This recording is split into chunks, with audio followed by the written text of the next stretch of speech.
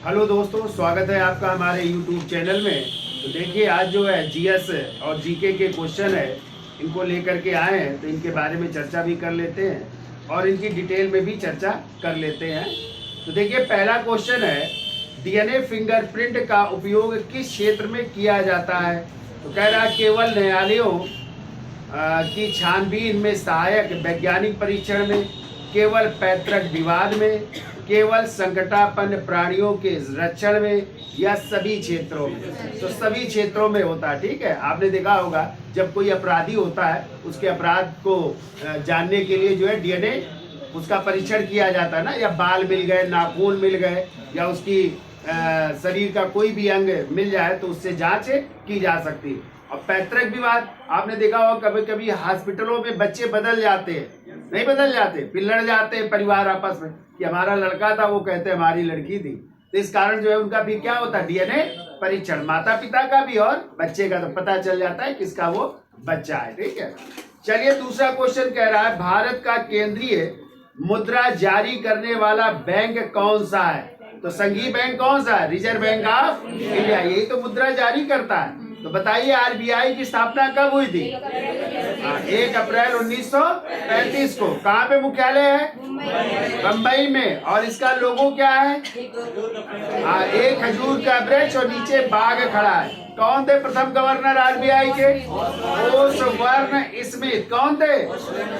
और आज है भारतीय गवर्नर सीडी देशमुख, और वर्तमान में आरबीआई के गवर्नर शक्तिकांत दास। इतने क्वेश्चन बनेंगे, बिल्कुल याद करिए। कौन सा आएगा हमें भी नहीं पता है। ठीक है, अगला क्वेश्चन कह रहा है, भारत की प्रतिरक्षा सेनाओं का सर्वोच्च सेनापति कौन होता है? तो भारत के राष्ट्रपति तीनों सेनाओं के सर्वोच्च कमांडर होते हैं ना। तो ये भी ध्यान रखिएगा। अगला कह रहा है, कमलंग टाइगर रिजर्व किस राज्य में स्थित है? तो कमलंग टाइगर रिजर्व अरुणाचल प्रदेश में स्थित है। कहाँ पे है? फिर देखिए, एक तरफ ये जो है आपके मिसाइल है और दूसरी तरफ किससे संबंधित है? तो त्रिशूल क्या है? तो सतह से वायु में जो है प्रक्षेपास्त्र है ना। भी कह रहा है, पृथ्वी क्या है? तो सतह से सतह की मिसाइल है, ये प्रक्षेपास्त्र है। भी कह रहा है, अग्नि क्या है? तो ये मध्यम दूरी के बैलिस्टिक प्रक्षेपास्त्र। और नाग क्या है? एंटी टैंक मिसाइल है। तो नाग भी कई बार पूछा गया, तो मिला लो, कौन सा मिल जाएगा? सी। 3 4 2 1। अगला क्वेश्चन कह रहा है, हीराकुंड पनबिजली परियोजना किस राज्य से संबंधित है या किस राज्य में स्थित है? तो हीराकुंड कहाँ पे है? उड़ीसा में, महानदी पे है ना। तो ये याद रखिएगा, लिख लेना, महानदी उड़ीसा में है हीराकुंड परियोजना। ठीक है, कह रहा संसार का सबसे छोटा देश कौन सा है? तो वेटिकन सिटी। कौन सा है? और इसी को पोप का शहर कहते हैं। किसका शहर? इटली का। इटली की राजधानी है रोम ना, तो वहीं पे है, जो है इटली के अंतर्गत आता है, लेकिन इसको देश घोषित किया गया है। तो यहाँ पे बहुत बड़ा गिरजाघर है और यहाँ पे पोप रहते हैं, जो ईसाई धर्म के धार्मिक गुरु हैं, इसलिए इसे पोप का शहर भी कहते हैं। ठीक है, और सबसे छोटा देश भी है, ये भी याद रखिएगा। कह रहा संयुक्त राज्य अमेरिका के केंद्रीय विधानमंडल को क्या कहते हैं? तो वहां की संसद का नाम क्या है भैया? कांग्रेस। क्या नाम है? अमेरिका की संसद का नाम है कांग्रेस। जैसे भारत की संसद या पार्लियामेंट, जापान की डायट, बांग्लादेश की जातीय संसद, नेपाल की राष्ट्रीय पंचायत। ठीक है, याद है? रूस की ड्यूमा। वैसे याद रखना है। ठीक है, चलिए अगला क्वेश्चन कह रहा है, अंतरराष्ट्रीय शांति बनाए रखने के लिए संयुक्त राष्ट्र का कौन सा अंग प्रमुख रूप से उत्तरदायी है? तो सुरक्षा परिषद। और सुरक्षा परिषद में कितने सदस्य हैं? 15। कितने हैं? और 15 में 5 स्थायी देश हैं और 10। तो बताइए, अस्थायी देशों का कार्यकाल कितने वर्ष का? 2 वर्ष का होता है। ठीक है, और जो 5 स्थायी उनको वीटो पावर प्राप्त। क्लियर? चलिए आगे आते हैं। कह रहा तंजौर में प्रसिद्ध बृहदेश्वर मंदिर का निर्माण किस चोल राजा ने करवाया था? तो देखो, ये तंजौर का बृहदेश्वर मंदिर पूछा गया तो राज हो जाएंगे। कौन हो जाएंगे? तो तंजौर का बृहदेश्वर मंदिर। ठीक है, इसमें हो जाएंगे राज राज प्रथम क्या हो जाएंगे? याद रखिएगा, राज राज प्रथम। इन्हीं का दूसरा नाम था अरिमोलिवर्मन भी, ठीक है, अरिमोलिवर्मन। और कभी आ जाए गंगकोंड पुरम का है, गंगकोंड चोलपुरम का बृहदेश्वर मंदिर, यहाँ पे भी बृहदेश्वर मंदिर है, ठीक है। इसका निर्माण किसने करवाया था? तो इनके बेटे ने, और इनके बेटे का नाम था राजेंद्र प्रथम। क्या नाम था? हाँ, तो ये दोनों याद रखिएगा। तो यहाँ पे तंजौर का पूछा गया है तो आंसर हो जाएगा राजराज प्रथम। और कहीं गंगकोंड चोलपुरम का आ जाता तो राजेंद्र प्रथम। दोनों जगह बृहदेश्वर मंदिर है, ठीक है, शैव मंदिर है दोनों है।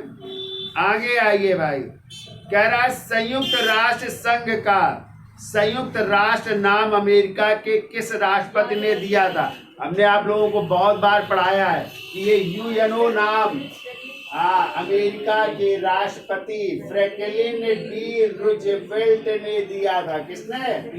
फ्रैंकलिन डी रूजवेल्ट ने दिया था। कई बार क्वेश्चन आया, याद रखिएगा, ठीक है। और यूएनओ की स्थापना कब हुई थी? 24 अक्टूबर। कहाँ पे इसका मुख्यालय है? मैनहट्टन न्यूयॉर्क में। ध्यान रखिएगा, मैनहट्टन न्यूयॉर्क अमेरिका में है, ठीक है। कितने सदस्य देश है इस समय? सदस्य देश है 193, और 193वां सदस्य देश है दक्षिणी सूडान। कौन है? कार्यकारी भाषा क्या है यूएनओ की? फ्रेंच और अंग्रेजी, जबकि यहाँ पे 6 भाषा है, लेकिन कार्यकारी है फ्रेंच और अंग्रेजी। ये भी आपको याद रखना है, ठीक है। आगे कह रहा है जापान ने वर्ष 1905 में किस शक्तिशाली देश को पराजित किया था? रूस। रूस और जापान का युद्ध हुआ था, तो इसमें जो है रूस पराजित हुआ था, ध्यान रखिएगा, ठीक है। अगला क्वेश्चन कह रहा मुस्लिम लीग की स्थापना कब हुई थी? देखिए, मुस्लिम लीग की स्थापना हुई थी 1906 में, ध्यान रखिएगा। कहाँ पे? तो ये भी याद रखिएगा, 1906 में हुई थी ढाका में। कहाँ पे? जो बांग्लादेश की राजधानी। आ जाए संस्थापक कौन थे? तो देखिए, संस्थापक आप लोग याद रखिएगा, हम थोड़ा क्रम बता देते हैं। पहला नाम होगा ढाका के नवाब सलीमुल्लाह का। कौन होंगे? ढाका के नवाब थे जिनका नाम था सलीमुल्लाह का, ठीक है। अब ये नाम ना हो जब, तो दूसरा आंसर हो जाएगा आगा खां। क्या हो जाएंगे? और आगा खां भी आंसर ना हो तो तीसरा आंसर हो जाएगा मोहसिन उल मुल्क। मोहसिन उल मुल्क है। ये 3 आंसर है, क्रम यही रहेगा। और तीनों आंसर हो तो पहला आंसर होगा ढाका के नवाब सलीमुल्लाह का, ना हो तो आगा खां, फिर ना हो तो मोहसिन उल मुल्क। जबकि यदि पूछा जाए इस बैठक की अध्यक्षता किसने की थी, तो अध्यक्ष कौन बनाए गए थे? उनका नाम था वकार उल मुल्क मुश्ताक हुसैन। वकार उल मुल्क मुश्ताक हुसैन थे, ठीक है। तो ये कहानी है मुस्लिम लीग की, ठीक है, जो 1906 में स्थापना हुई थी। कहाँ पे?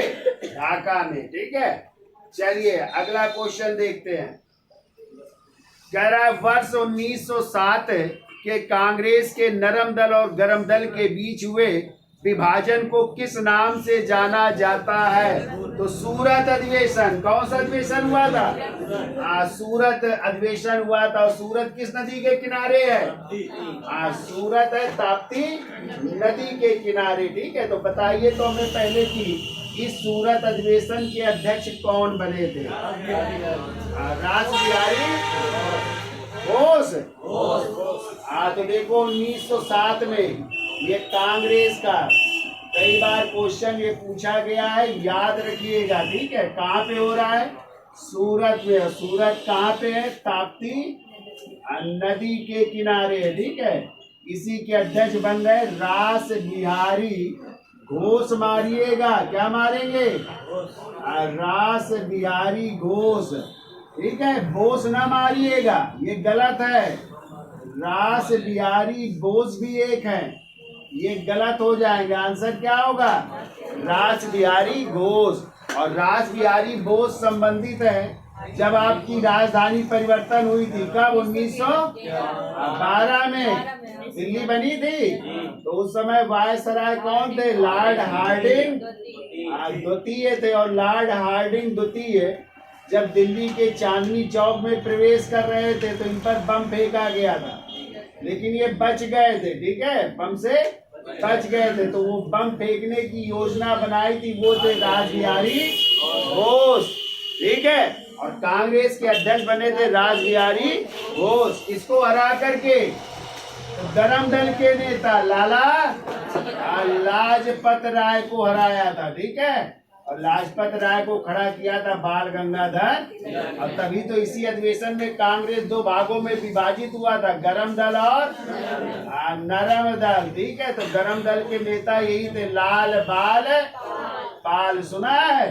तो लाल से लाला लाजपत राय, बाल से बाल गंगाधर तिलक और पाल से बिपिन चंद्र पाल। क्लियर? ठीक है, तो पहला विभाजन यही पे हुआ था कांग्रेस का, सूरत में है, नरम दल और गरम दल के रूप में। ठीक है, और इसी जो ये बम फेंका गया था इसी में चला था दिल्ली षड्यंत्र केस। कौन सा? दिल्ली षड्यंत्र केस चला था। तो 4 लोगों को फांसी की सजा हुई थी। हमने कई बार बताया, ए स्क्वायर टी स्क्वायर याद रखिएगा। ठीक है, ए स्क्वायर का मतलब अमीन चंद और अवध बिहारी, इनको फांसी की सजा दी गई। और बी स्क्वायर का मतलब बाल मुकुंद और बसंत विश्वास, इन 4 लोगों को फांसी दी गई थी। किस कांड के तहत? लॉर्ड हार्डिंग पर इन्होंने बम फेंका था, इस कारण। ठीक है, 4 लोगों को फांसी की सजा दी गई थी। तो ये ठीक याद रखना, ए स्क्वायर बी स्क्वायर। आगे आइए,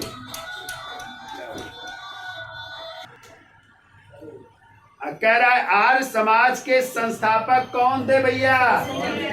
तो आर्य समाज के संस्थापक थे स्वामी दयानंद। आप बताइए, स्वामी दयानंद सरस्वती के बचपन का क्या नाम था? मूल शंकर। क्या नाम था? और इनके गुरु का नाम क्या था? स्वामी बिरजानंद। किसने इनका नाम चेंज कर दिया?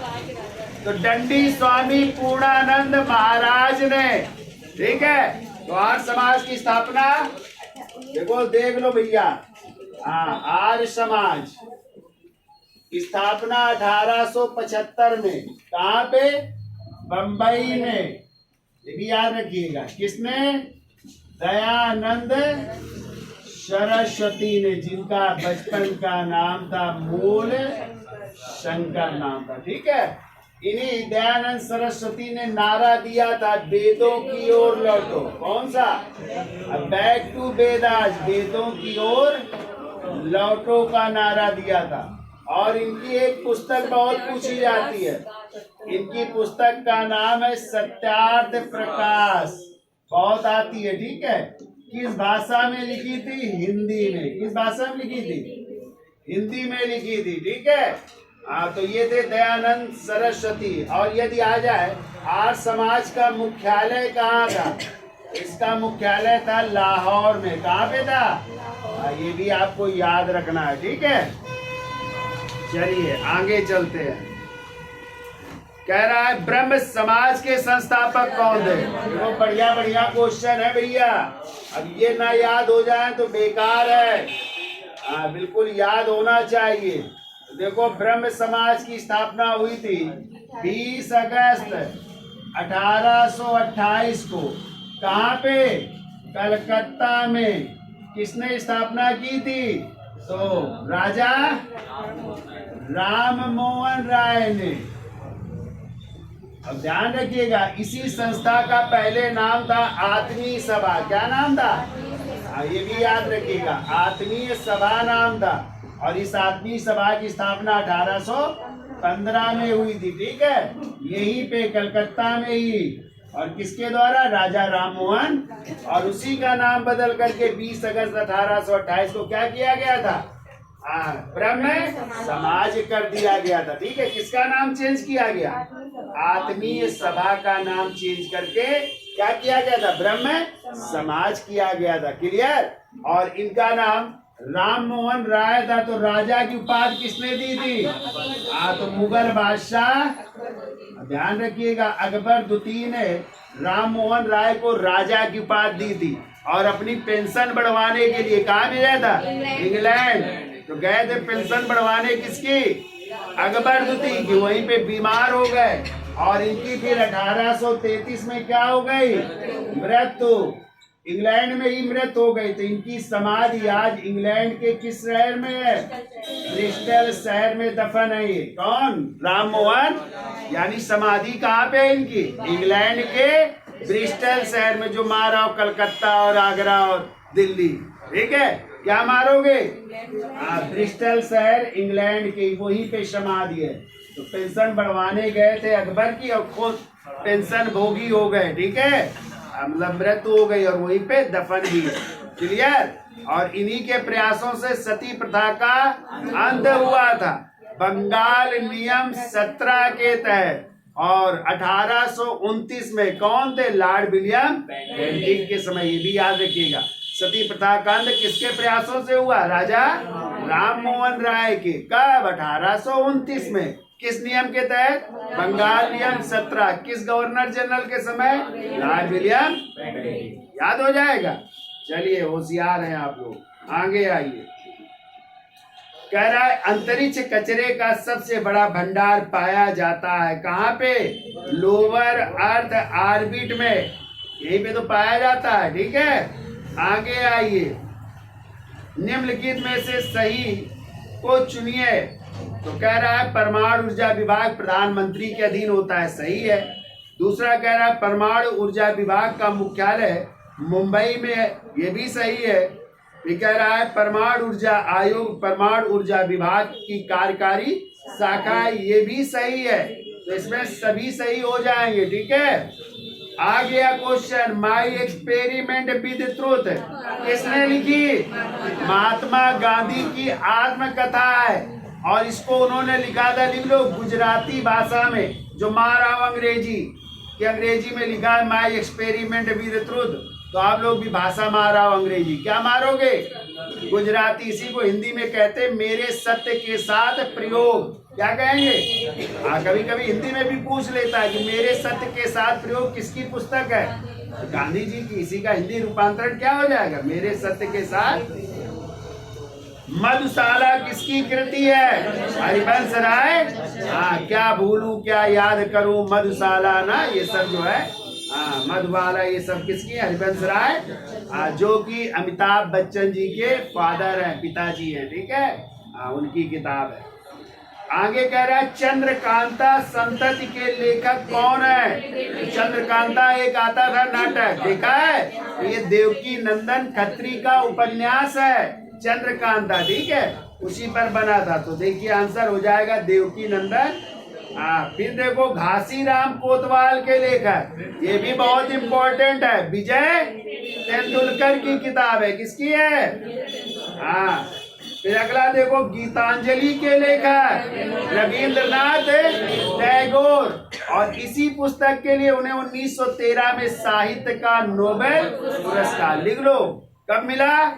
1913 में साहित्य का नोबेल पुरस्कार। प्रथम भारतीय जिन्हें क्या मिला? साहित्य का नोबेल पुरस्कार मिला था, ठीक है? अगला कह रहा है संविधान सभा का सभापति किसे नियुक्त किया गया था? तो डॉक्टर राजेंद्र प्रसाद को। तो आपको पता है 9 दिसंबर 1946 को पहली बैठक हुई थी, जिसके अस्थायी अध्यक्ष कौन थे? डॉक्टर सच्चिदानंद। अभी स्थायी अध्यक्ष कौन बने? डॉक्टर राजेंद्र। कब बने? 11 दिसंबर 1900 और 13 दिसंबर को प्रस्तुत किया था उद्देश्य प्रस्ताव। किसने? जवाहरलाल। जो 22 जनवरी 1947 को अपनाया गया और यही संविधान की प्रस्तावना बना। क्या बना? कितने दिन लगे संविधान बनने में? 2 वर्ष 11 माह और कितने लाख रुपया खर्चा हुआ? 64। कब बन करके तैयार हो गया? 26 नवंबर 1949 को। इसी दिन संविधान को अंगीकृत, अधिनियमित एवं तो लागू कब किया गया? 26 जनवरी 1950 को संविधान लागू हुआ। ठीक है, आगे आइए। कह रहा है संविधान की प्रारूप समिति के अध्यक्ष कौन थे? तो देखिए प्रारूप समिति, पहले तो जानिए प्रारूप समिति के और क्या क्या नाम है। तो देखो प्रारूप समिति को बहुत सारे नामों से जानते हैं। इसे मसौदा समिति भी कहते हैं। क्या कहते हैं? मसौदा समिति। इसे पांडुलेखन समिति भी कहते हैं। पांडुलेखन समिति भी कहते हैं, ध्यान रखिएगा। ठीक है, इसे ड्राफ्टिंग कमेटी भी कहते हैं। ड्राफ्टिंग कमेटी भी कहते हैं। ठीक है, इतने सारे नाम है इसके, कुछ भी आ सकता है। अब आ जाए इसकी स्थापना कब हुई, गठन कब हुआ?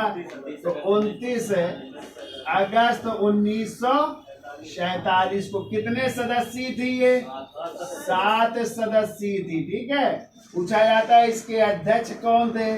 तो इसी के अध्यक्ष थे डॉक्टर भीमराव अंबेडकर थे। ठीक है, भीमराव अंबेडकर थे। ठीक है, 6 अन्य सदस्य थे। ठीक है, मोहम्मद सादुल्लाह, के.एम. मुंशी आए, टी.टी. कृष्णाचारी आए, गोपाल स्वामी आयंगर, बी.डी. खेतान, बी.एल. मित्रा। ठीक है, तो ये एन. माधव राव, तो ये सब क्या थे? सदस्य थे, 6 अन्य आए। चलिए आगे चलते हैं भाई। कह रहा है अशोक के अभिलेख, अधिकांश अभिलेख ब्राह्मी लिपि में है। निम्नलिखित में कौन सा अभिलेख खरोष्टी लिपि में है? कह रहा है। ठीक है, तो देखो पहला कह रहा है कंधार तथा अहरौरा, ये तो नहीं है। फिर कह रहा है मास्की और गुर्जरा, ये तो ब्राह्मी लिपि में है। कलिंग तथा भाबरू, ये भी ब्राह्मी लिपि में है। और हमने आपको पढ़ाया जो पाकिस्तान से मिले हैं, मानसेरा और शहबाजगढ़ी। कौन कौन से? हाँ, मानसेरा और दूसरा है शहबाजगढ़ी। ठीक है, शहबाजगढ़ी, ये दोनों कहाँ पे है? पाकिस्तान में। एक हजारा जिले में है और एक पेशावर में है। ठीक है, और इन दोनों की लिपियां ध्यान रखिएगा। कैसी लिपि है? खरोष्टी लिपि। और खरोष्टी लिपि वो थी जो दाएं से बाएं लिखी जाती थी, ये भी याद रखिएगा। दाएं से बाएं लिखी जाती थी, जैसे उर्दू लिखी जाती है। ठीक है, फिर हमने आपको बताया था ज्यादातर उसके अभिलेख जो है किस लिपि में है? ब्राह्मी लिपि में है। ठीक है, अशोक के अभिलेखों की 4 लिपियां है ना, तो ब्राह्मी हो गई, खरोष्टी, और एक अभिलेख है जो है सरेकूना, शर-ए-कूना, और ये है कांधार में। कहाँ पे है? कंधार से मिला है, अफगानिस्तान से मिला है। और ये 2 लिपियों में, ध्यान रखिएगा, पूछा जाता है अशोक का कौन सा अभिलेख है जो दुभाषिया है? तो ये ग्रीक में है प्लस आर्मेयिक लिपि में है। ठीक है, और ग्रीक का मतलब यूनानी भी कह सकते हैं। तो यूनानी और आर्मेयिक, यही अभिलेख है जो दुभाषिया है, 2 लिपियों में लिखा गया है। तो पूछा जाता है अशोक का कौन सा अभिलेख है जो दुभाषिया यानी 2 लिपियों में लिखा गया है। ठीक है, तो सरेकूना जो कहाँ से मिला है? कांधार से। किस लिपि में है? ग्रीक और आर्मेयिक लिपि में। और ज्यादातर जो है उसके ब्राह्मी में। ये वाले किस लिपि में? खरोष्टी। तो 4 लिपियां हो गई, ब्राह्मी, खरोष्टी, ग्रीक और आर्मेयिक, 4 लिपियों में। और जब क्या अशोक के अभिलेखों की भाषा आ जाए तो भाषा क्या मारेंगे? प्राकृत। क्या थी भाषा? भाषा प्राकृत अशोक के अभिलेखों की, ये भी याद रखिएगा आप लोग। चलिए आगे चलते हैं। राज्यसभा के सदस्यों के चुनाव की कौन सी विधि है? एकल संक्रमणीय मत प्रणाली और खुले मतदान द्वारा होता है राज्यसभा का चुनाव। 2003 से, याद रखिएगा। गुप्त मतदान नहीं होता। कैसा मतदान? खुला मतदान होता है, ये भी आपको याद रखिएगा। तो राज्यसभा का सदस्य बनने के लिए कितनी आयु? 30 वर्ष। कितनी? और लोकसभा का 25 वर्ष होनी चाहिए। ठीक है, अगला क्वेश्चन कह रहा है निम्न में से किसकी सिफारिश पर संविधान सभा का गठन किया गया? किसकी? कैबिनेट मिशन योजना। तो भैया कब आया कैबिनेट मिशन? 24 मार्च 1946 को आया। कितने सदस्य था? 3 सदस्य। कितने? कौन थे इसके अध्यक्ष? Sir Patrick Lawrence. और 2 सदस्य कौन कौन से थे? स्टैफर्ड क्रिप्स और A.V. अलेक्जेंडर। याद आ गया? कब आया कैप्टन मिशन? लिख लिया करो भैया, जिसको ना पता हो इसीलिए बताते भी, लिख लिया करो। हैं हाँ, शायद एक बार में ना याद हो तो दोबारा भी पढ़ सकते हैं आप लोग, याद हो जाएगा। चलिए आगे आइए। कह रहा है चंद्रगुप्त मौर्य और सेलुकस के बीच हुई संधि में निम्नलिखित में कौन सा कथन सत्य है? तो एक तो याद रखिएगा कि चंद्रगुप्त मौर्य और सेलुकस के बीच युद्ध कब हुआ था? तो 305 ईसा पूर्व में। किसके किसके बीच युद्ध हुआ? मौर्य वंश के संस्थापक चंद्रगुप्त मौर्य और यूनानी शासक कौन थे? सेलुकस के बीच युद्ध हुआ। अब युद्ध हुआ लेकिन कोई निष्कर्ष नहीं निकला, तो दोनों के बीच संधि हो गई।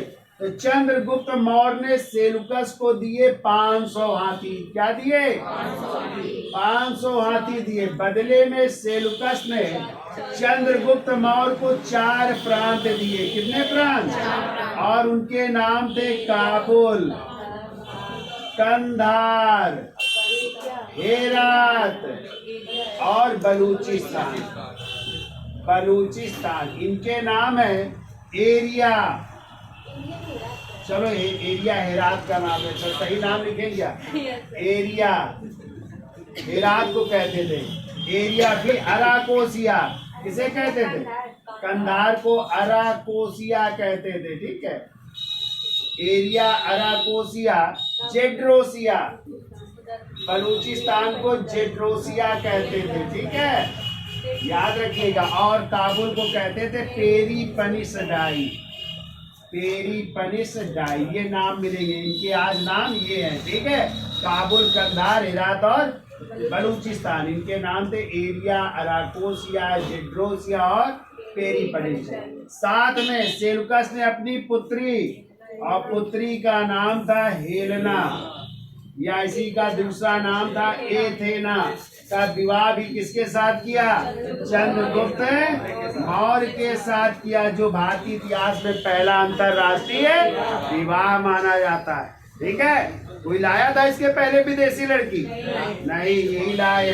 पहली कौन सी राजकुमारी? यूनानी राजकुमारी के साथ विवाह किया। ठीक है, यूनान की राजकुमारी के साथ विवाह किया, अंतरराष्ट्रीय विवाह। ठीक है, चलिए तो सभी सही हो जाएंगे। देखो कह रहा सेलुकस और चंद्रगुप्त मौर्य के बीच वैवाहिक संबंध स्थापित हुए।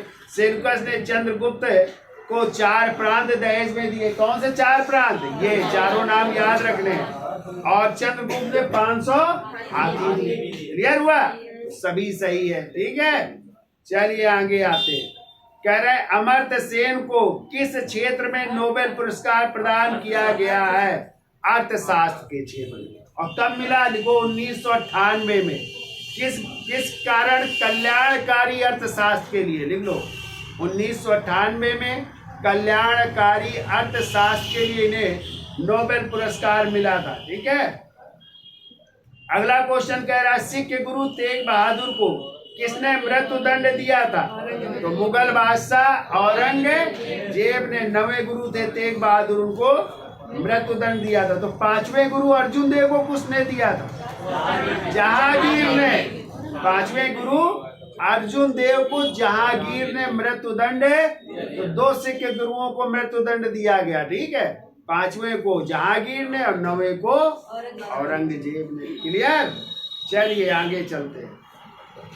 सभी बृहद ज्वारों से सबसे ऊंचा ज्वार किस समय घटित होता है? तो हमने आपको बताया विषुव, जब अमावस्या और पूर्णिमा आती है, और इसी दिन जो है सूर्य, पृथ्वी और चंद्रमा एक सीध में होते हैं, यानी 180 डिग्री सेंटीग्रेड में होते हैं। ठीक है, इन्हीं को कहते हैं, एक को युति और एक को कहते हैं वियुति। आया ध्यान? कल ही पढ़ाया अभी हमने उधर। हाँ, ज्वार और भाटा। ठीक है, हाँ, कितने घंटे में? 12 घंटे 26 मिनट। वैसे तो 24 घंटे, 26 दूना क्या होता है? हाँ 24 घंटे 52 मिनट में, लेकिन वैसे आता है दिन रात में 12 घंटे 26 मिनट में। हाँ, ये भी याद रखिए। आगे आइए, कह रहा नील नदी के डेल्टा को किस नाम से पुकारा जाता है? तो इसको कहते हैं ओरिसिस, या इसी को कहते हैं चापाकार डेल्टा। लिख लो, क्या कहते हैं? हिंदी में लिख लो, चापाकार डेल्टा भी कहते हैं। ठीक है, फिर देखो मिलान करना है भाई, एक तरफ अभिलेख दिए हैं और एक तरफ जो है सूची दी गई है। ठीक है, तो देखो कैसी सूची है। अशोक, कह रहे अशोक नाम कहाँ कहाँ मिलता है? तो देखो अशोक का नाम मिलता है मास्की, गुर्जरा, नेटोर, उदगोलन, और जानना हो तो रुद्रदामन का जूनागढ़ अभिलेख। कौन सा अभिलेख? जूनागढ़ अभिलेख, जो संस्कृत भाषा में लिखा गया। ठीक है, यहाँ पे अशोक का नाम क्या मिलता है?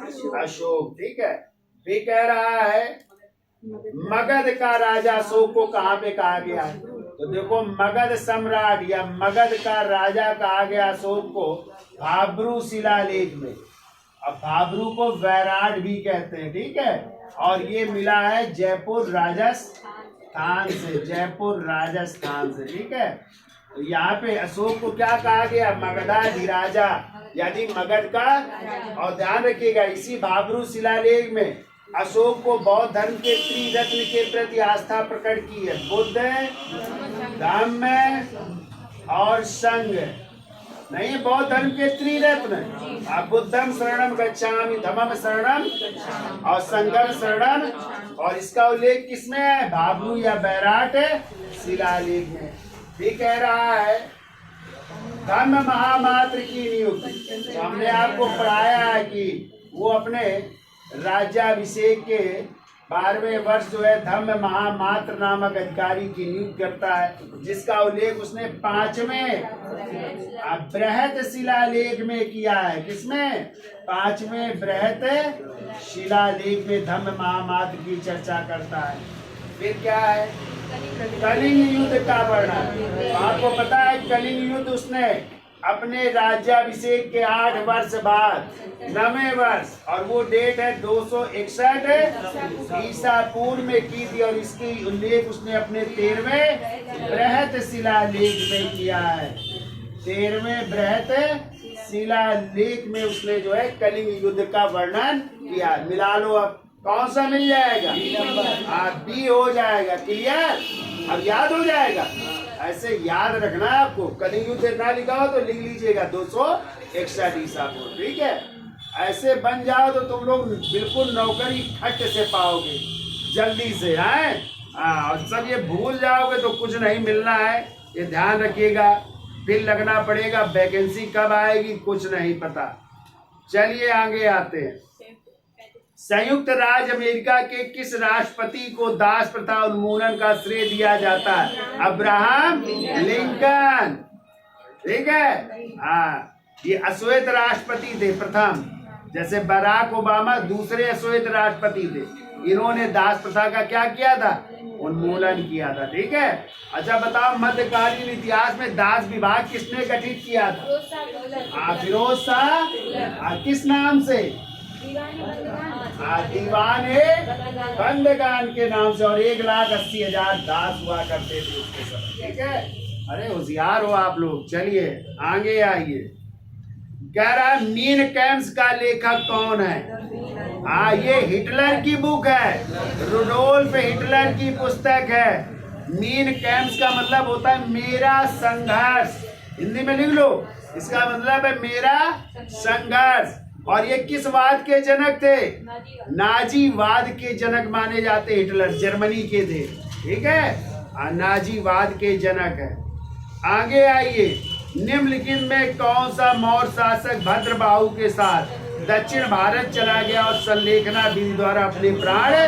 चंद्रगुप्त मौर्य ने अपने बेटे बिंदुसार को गद्दी सौंप दी थी। 298 ईसा पूर्व में भद्रबाहु के साथ कर्नाटक के बोला चले गए, वहीं पे संलेखना या निषदी या इसी को संथारा भी कहते हैं, यानी उपवास द्वारा शरीर का त्याग किया था। क्लियर? अरे होशियार है आप लोग। आगे आइए। जलियांवाला बाग में निर्दोष लोगों पर गोलियां चलाने का आदेश किसने दिया था? तो जनरल डायर। तो ऐसे डायर दो थे उस समय। तो देखो, एक थे जनरल ओ डायर। कौन थे? और ये पंजाब के लेफ्टिनेंट गवर्नर थे। पंजाब के क्या थे? लेफ्टिनेंट गवर्नर थे। और जिसके नेतृत्व में सेना भेजी गई थी उनका नाम था रेजिनाल्ड यार आर डायर, रेजिनाल्ड डायर। ठीक है, इनके नेतृत्व में। और इन्होंने ही गोलियां चलाई थी। ठीक है, गोलियां चलाई इन्होंने, और वो तो गवर्नर थे, उन्होंने आदेश दिया, चलाई इसने। और बाद में किसकी हत्या की गई? कब? 1940 में लंदन जा करके। किस क्रांतिकारी ने? ऊधम सिंह ने वहां गए और 40 में जाकर के मारा था। किसको? जनरल ओ डायर की हत्या की थी। ये भी आपको याद रखना है। ठीक है, ये क्रांतिकारी थे, ऊधम सिंह गए थे 1940, मतलब कितने साल बाद? 21 साल बाद घटना के मारा था जाकर। ठीक है, बात हम छोड़ेंगे नहीं। ठीक है, आगे आइए। भारत में कम्युनिस्ट पार्टी की स्थापना किसने की थी? तो मानवेंद्र नाथ राय। ठीक है, यम राय लिखा है, वो हो जाएंगे। भारत का विभाजन किस योजना की स्वीकृति पर हुआ? तो माउंटबेटन। लिखो, माउंटबेटन योजना कब आई? लिखो 3 जून 1947। तो इसी को कई नाम से जानते हैं, माउंटबेटन योजना या 3 जून योजना भी कहते हैं। इसी को बाल्कन प्लान भी कहते हैं। क्या? बाल्कन प्लान भी कहते हैं। और इसी का एक नाम नया थोड़ा जान लो, डिक्की बर्ड योजना भी कहते हैं। ये नहीं पढ़ी आप लोगों ने, तो डिक्की बर्ड योजना भी कहते हैं। इतने नामों से जानते हैं माउंटबेटन योजना को। क्लियर? कुछ भी आ जाए आपको ये याद रखना है। ठीक, चलिए आगे आइए। कह रहे हैं आगरा शहर को किसने बसाया? तो आगरा शहर को बसा रहे हैं सिकंदर। कब? 1504 में सिकंदर लोदी ने बसाया। और राजधानी कब बनाई? आगरा को राजधानी बनाई जा रही है 1506 ईस्वी में। राजधानी आगरा बन रही है किसकी?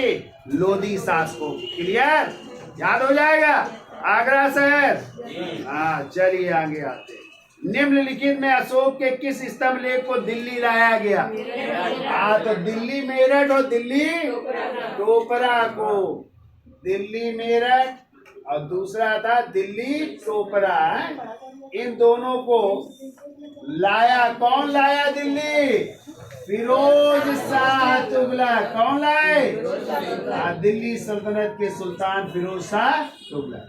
और इन अभिलेखों की लिपि क्या थी? ब्राह्मी। क्या है? तो इस ब्राह्मी लिपि को किसने पढ़ा? 1837 में जेम्स प्रिंसेप ने। और कहाँ की? दिल्ली टोपरा स्तंभ लेख की लिपि को पढ़ा। और जबकि खोजा पहले कौन गया था? दिल्ली मेरठ। कब? 1750 में। किसने? पैंथेलर महोदय ने। ठीक है, ये खोजा गया था अशोक का पहला अभिलेख था जिसको खोजा गया था। ठीक है, चलिए आगे आते। कह रहा इंड मार्ग के संबंध में सत्य क्या है?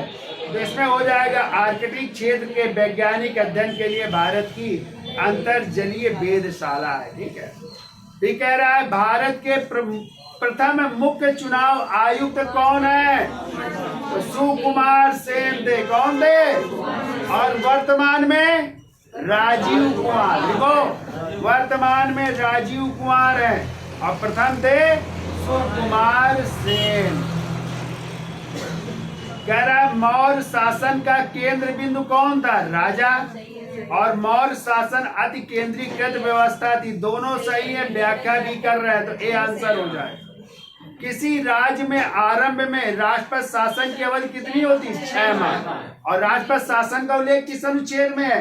356। किसमें भैया? 356 में। कह रहा है भारत के संविधान में संशोधन प्रस्ताव की पहल कौन कर सकता है?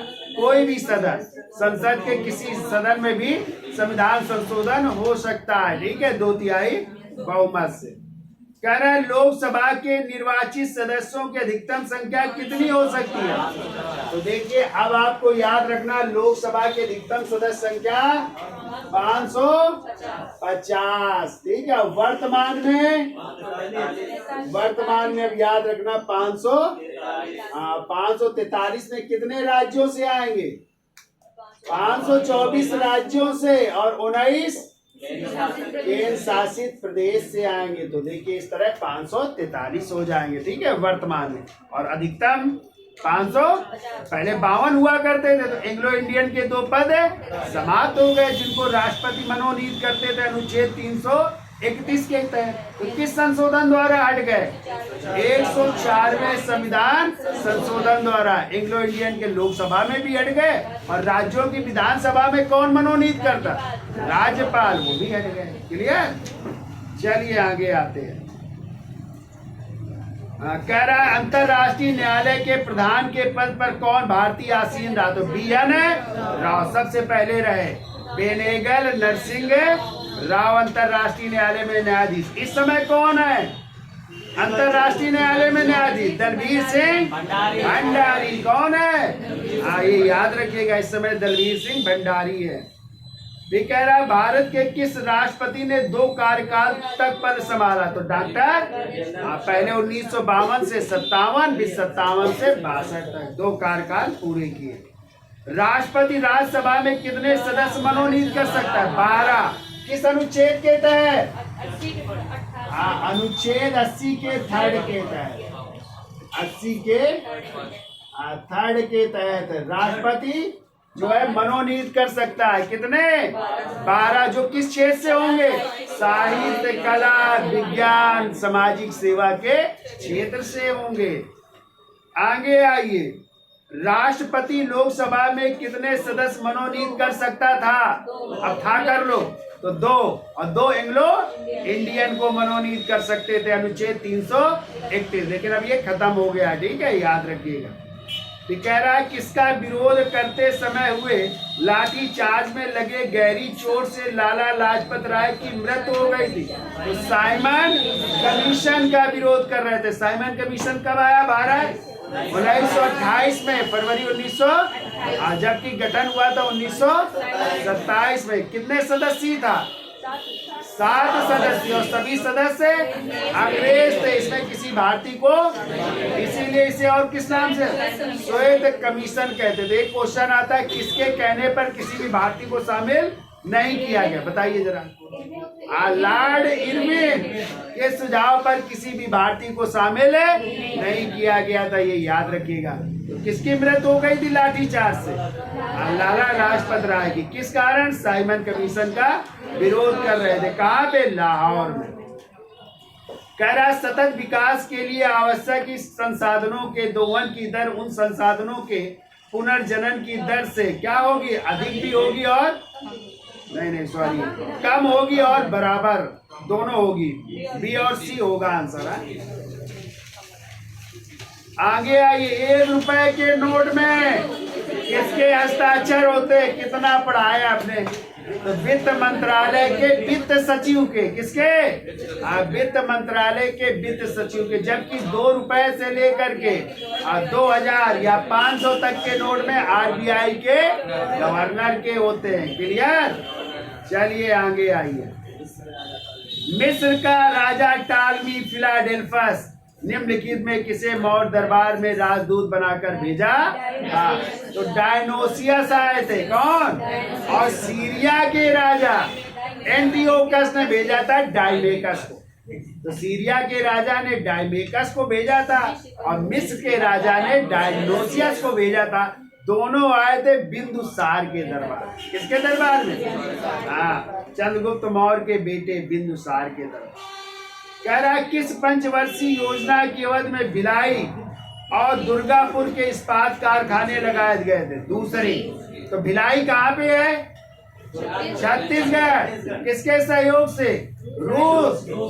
और आ जाए दुर्गापुर कहाँ पे है? वेस्ट बंगाल। पश्चिम बंगाल में। किसके सहयोग से? ब्रिटेन। और आ जाए राउरकेला कहाँ पे है? उड़ीसा में। किसके सहयोग से?